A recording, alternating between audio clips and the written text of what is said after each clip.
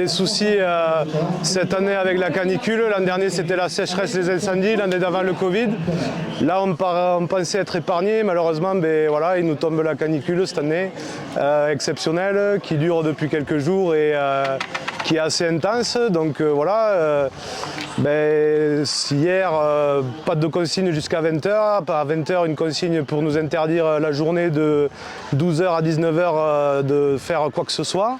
Donc hier soir, branlement de combat pour remobiliser tout le monde pour savoir comment s'organiser. Donc on a avancé les vérifs administratives et techniques ce matin plus tôt pour attaquer ce soir à 19h jusqu'à 22h pour être fin prêt pour le grand départ demain. On partira demi-heure plus tôt du coup demain, avec une journée un petit peu modifiée puisque on a les mêmes contraintes qu'aujourd'hui, c'est-à-dire qu'on ne peut rien faire à 7h. Donc on a les mêmes contraintes que hier, qu'aujourd'hui, puisque voilà, on ne pourra rien faire de 12h à 19h. Donc une journée écourtée, mais avec quand même au moins 80 km de liaison et 3 spéciales. Alors ouais, en fait, on va partir sur la liaison qui était convenue.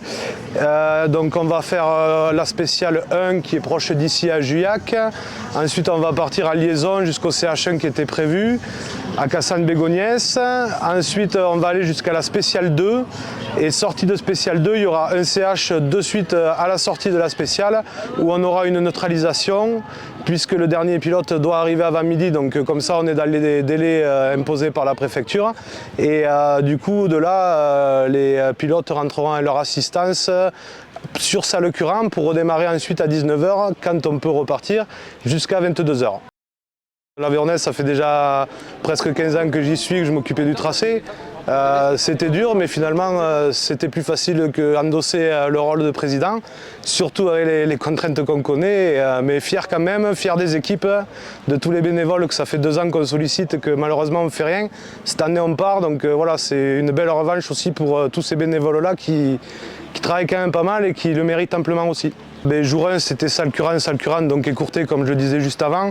Ensuite, sur le jour 2, on partira de Salcurant pour allier Belmont-sur-Anse, où il y a une journée de prévue avec 4 spéciales et environ 220 km de liaison. Donc là, au niveau des services de préfecture, on n'a pas de contraintes, donc normalement on va faire la journée entière. Et samedi, on partira de Belmont-sur-Anse pour allier Brasque, la ville d'arrivée, où il y aura une journée à 160 km avec 5 spéciales chronométrées. Et la pluie? Et peut-être la pluie, oui. On aura tout eu au moins.